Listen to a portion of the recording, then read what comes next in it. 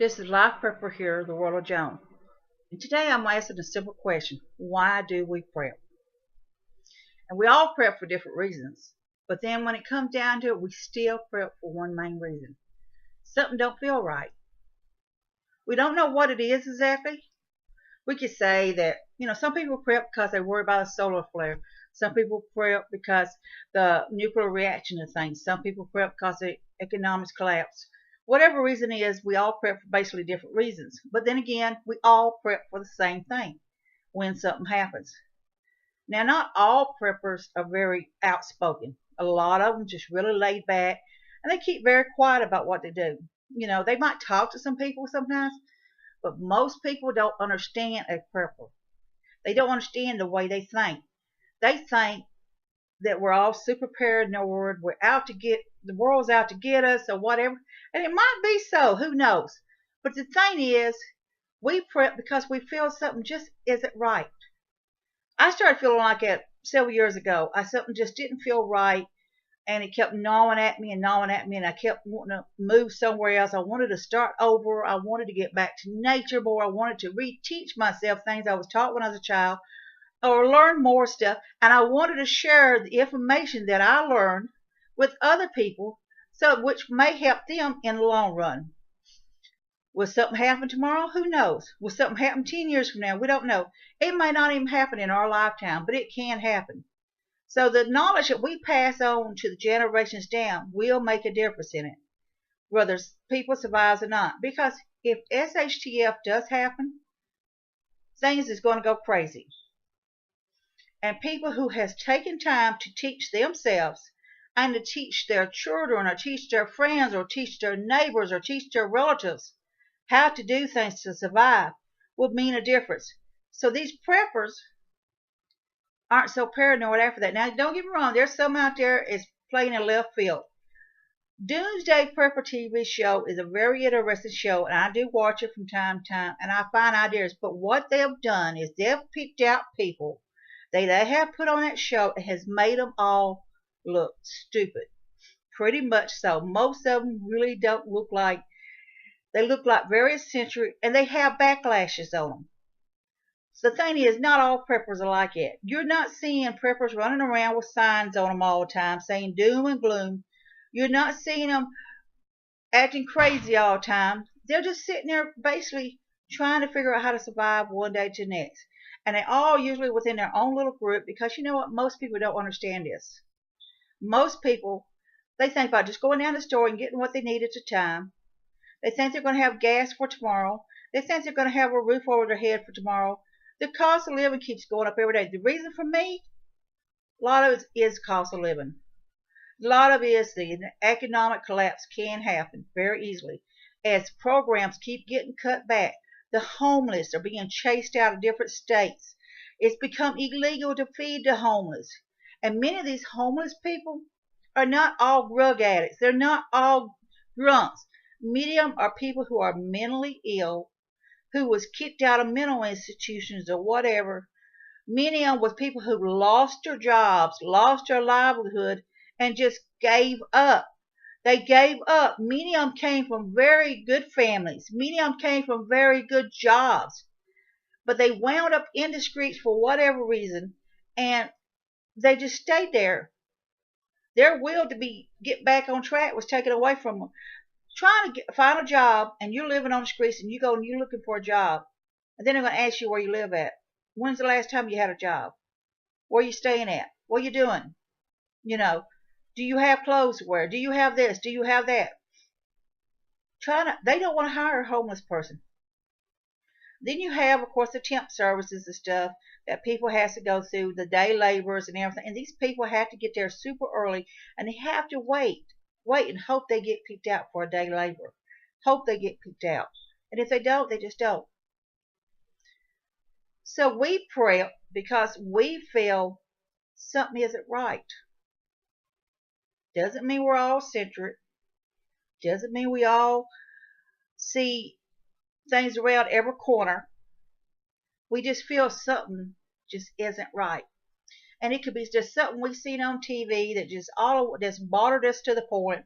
When I moved here in Ohio from Tennessee, I was saving up water and stuff. And some people thought I was a little strange doing it, but we wound up having a bad winter. People's pipes was freezing and stuff. I still had water to drink. I had water to use because I had put up my water and saved it through the summer and everything and rotated it out, used it for the animals, used it for other things when I needed it, but I had at least 20 jugs of water to hold me over. So that's where I got started coming up here, was starting with the water. Then after I went from the water, then I had to start thinking about my food situation. What do I need to do to kind of have food on hand? What kind of food do I need on hand? You want food that you're going to eat. You don't want to sit there, put a shelf there. Now, some preppers will have a shelf, and you'll see it. They'll have 20 bottles of ketchup and 20 bottles of ranch dressing. That's all fine and dandy. But I'm going to tell you, I'd rather have some spices and herbs, and I'd rather take those 20 bottles of each and put me some dry beans up there or some other stuff. You can still eat good, but that is not going to feed you. That's going to add flavor to your food, but it's not going to feed you. So, and then you're going to put things up there that's going to go bad. And it's trial and error. So for me, I'm thinking about 6 months down the road. I'm not worried about 5 years down the road or 10 years down the road. I'm worried about right now 6 months down the road. Once I can figure out how I can get that 6 months down the road done, then I'll figure out what I need to get done a year down the road. And the first step is learning. Teaching myself how to do things. And this is what preppers do. We teach ourselves.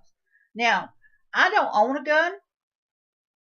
It's not that I can't shoot a gun. I just don't own one. So I would have to depend on my wits how to survive otherwise. Now, there is people that has guns. But not everybody does. All of us has learned different things in different ways. We prep because we feel something isn't right. Whatever reason it is, what we have in common, as I talk to other preppers on other sites and stuff, is we feel something is not right. We, even though what we might label it with whatever it is, it's still something don't feel right. So we prep to be prepared, whether it's for solar flare, whether it's for nuclear contamination, whether it's for SHTF period, whether it's economic collapse, whether it's World War III, whatever it is. We are thinking outside that box. We are being prepared. And you're never totally prepared. And I try to talk to people all the time. And I try to encourage them. And I've asked people, do you have extra jugs of water in your house? They go, no, I don't. Do you have extra food in the house? No, I don't. What are you going to do if things happen? This or this, I just starve. What they're going to do is these people are going to be at your doorstep. Your best friend, who you thought was your best friend, or your relatives, or your neighbors, can turn against you in a desperate situation. The true colors is going to come out, and that's what preppers look at. The true colors is going to come out on many people. They are going to be there to take what you have. If they have children to feed, they're going to take your food to feed their children. Even if they don't, many of them's going to take it just for themselves. So being a prepper doesn't necessarily mean that we are paranoid or crazy or psychotic or whatever. And like I said, some of them are way out there in left field and way out there in right field. But we prep because we feel things just is not right. And it's an everyday effort of learning how to prepare ourselves to become a better person, whether it's prepping for a community, whether it's prepping for a family, whether you're putting up seeds to have, because whatever happened is, you have people that save seeds. You have people that lives off the land. You have people here who builds underground shelters. You have people, preppers of all different levels for different reasons. But for whatever reason it is, it's just something don't feel right. And whatever triggered it could be just something seen on TV. It could be something changed in the weather. It could have been anything that happened. We prep because something, whatever it is, just isn't right. I prep because I don't feel things is right. I can't afford to go to the store anymore. Cost of living's going up every day. The chemicals that's in the stuff, I'm prepping to learn how to make my own stuff to survive. I've got to use this to get through, to keep myself warm, to keep myself fed. to keep water, and I have to think outside of my little box. Am I getting a little paranoid? Somewhat. Do I watch people all the time and see what they're doing? Sure. Do I ask a lot of questions? Sure. They say preference on the increase. I don't know if it is or not, because I want to tell you what. I might run across someone every now and then that's trying to have stuff, but they want to put everything in a freezer. What if your freezer goes down? Then all your food's spoiled. You have to think about things. That's what preppers do. We think about what if. We think about it because it just don't feel right. And whether we are down to bases and simple preppers who's just trying to figure out how to survive from day to day, or the more complex preppers who has put a lot more money into it and built homes and stuff and shelters and everything, who's had the money to do this.